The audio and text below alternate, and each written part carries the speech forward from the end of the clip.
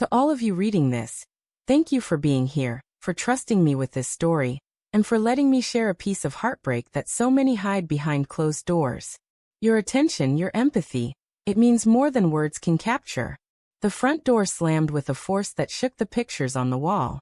I had just stepped inside after a long day at work, tired but content at the thought of seeing her smile, of curling up together on the couch. But the sight that met me froze the blood in my veins. She stood in the hallway, her hair tangled, her makeup smudged, a sheen of sweat on her skin. Her eyes, normally warm and teasing, were cold and sharp. I already had a great night tonight. Don't touch me, she spat, her voice cutting through the air like a knife. I paused, trying to steady my heartbeat, trying to catch the right words. Honey, what happened? I asked, stepping closer. She recoiled as if my presence alone was dangerous. Nothing you need to know, she muttered, her words final, like a slammed door. For nights after that, I lay awake in the darkness, replaying the moment over and over. Her words echoed in my mind, each syllable a cruel riddle I couldn't solve. I watched her carefully, analyzing every gesture, every sigh, every late-night text she claimed were from work.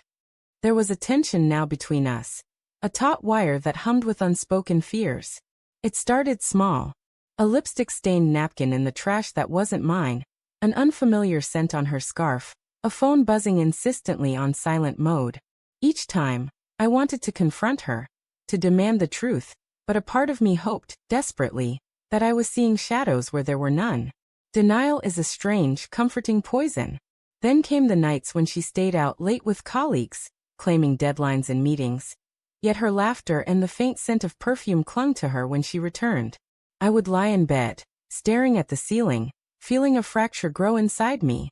The trust one had built over years seemed to crumble like brittle glass, each piece reflecting my fear and disbelief. One evening, I followed her. I know it sounds desperate, pathetic even, but I needed to see for myself. The sight that greeted me under the dim streetlights shattered something inside me.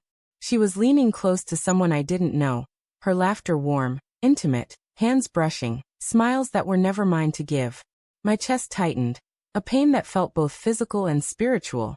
A betrayal so deep it left me gasping.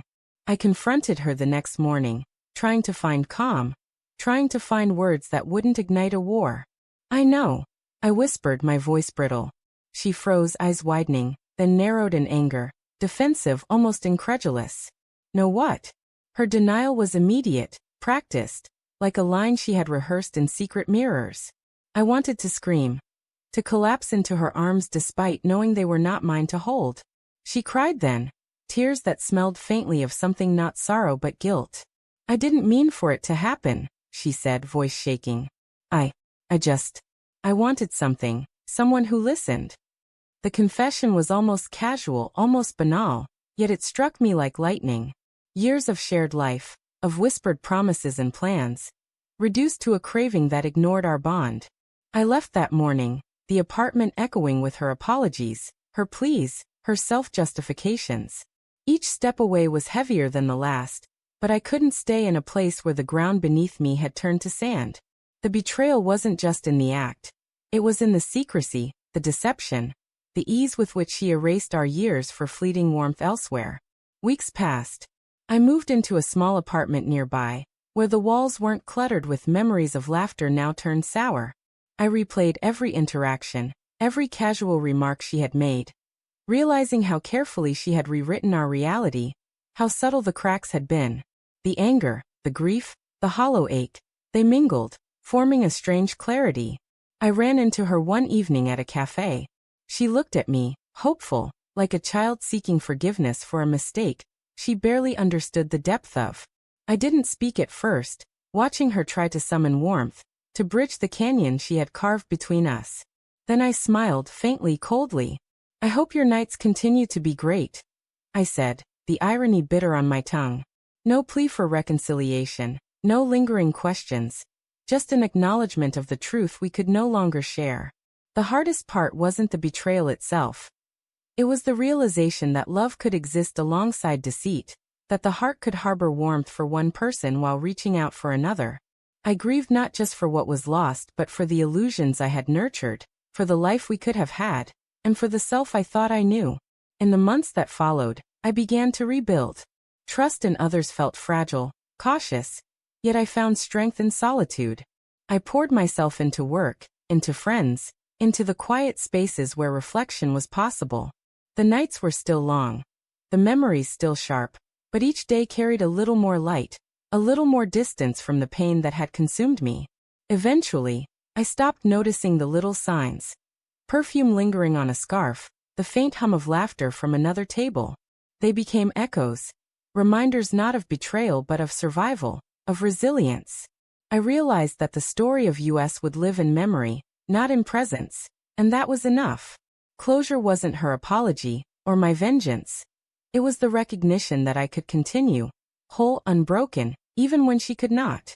I sometimes wonder if she remembers that night, the night she came home disheveled and pushed me away. I wonder if she recalls the words, the look in my eyes, the silent heartbreak that followed. Maybe she does. Maybe she doesn't. It no longer matters. What matters is the life I carry forward, the lessons etched into my soul, and the quiet knowledge that love betrayed can still transform into a deeper understanding of oneself. And as I sit here now, watching the sunset bleed into the horizon, I feel it. The ache, yes, still there, but tempered by strength. Life moves forward, as relentless as it is merciless. Betrayal carved a scar, but it also forged a resilience I had never known I possessed. The past is a shadow, the present a careful light, and the future. The future is mine to shape, unshaken by what once broke me.